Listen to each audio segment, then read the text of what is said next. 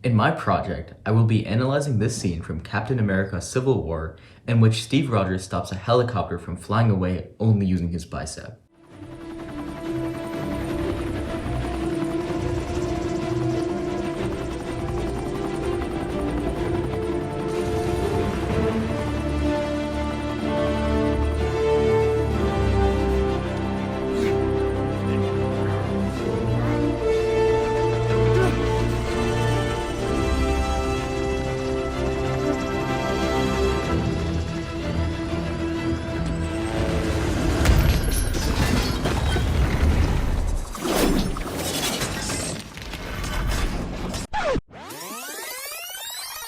But wait, if he can stop a helicopter from flying away, how much weight would he be able to bicep curl?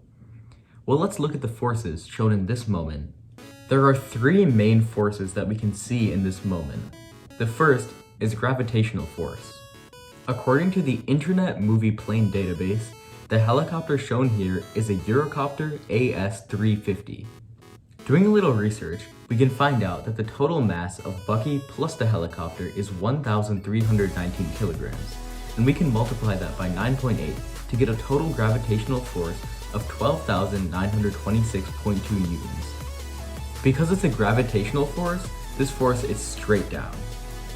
The next force we can look at is the lift force. Because they are opposite to each other, the lift force and the pull force will be at the same angle. To calculate this angle, we can use some basic trigonometry. Let's draw a triangle with the base being parallel to the floor and the hypotenuse being at the same angle as the lift force. We can then create a ratio between the two legs of the triangle and calculate the angle using the inverse tangent function. It comes out to be 21.35 degrees.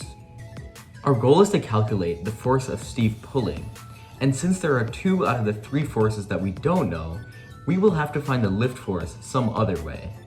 Let's rewind to when the helicopter was first taking off. If we can find the acceleration of the helicopter, we can use Newton's second law to calculate the force because we already know the mass. To find acceleration, first let's calculate the time it takes the helicopter to reach this height. I'm using this height because we can see Steve in the picture, and since we know the actor's height, we can use a ratio to find how high the helicopter has gone. We know that Chris Evans is 6 feet tall, so let's create a ratio between his height and the height of the helicopter. If we let his height be x, then the distance between the ground and the helicopter will be 1.36x. Since Chris Evans is 1.83 meters tall, we can multiply that by 1.36 to get a total distance of 2.49 meters. So now, we know that the helicopter traveled 2.49 meters in 5.1 seconds. So let's use the equation x equals 1/2 at squared to determine the acceleration. Solving for a, we get 0.19 meters per second squared. Let's use Newton's second law and multiply that number by the mass so that we can get the force. It comes out to be 13,178.74 newtons. Now, we can draw a force diagram and calculate the force of Steve pulling. This is the force diagram with the three forces we talked about. Let's zoom in on the lift force so that we can calculate the components. This is the triangle for the lift force. We already know that the hypotenuse is 13,178.74, and we know that this angle is 21.35. Let's use some trigonometry to calculate the components.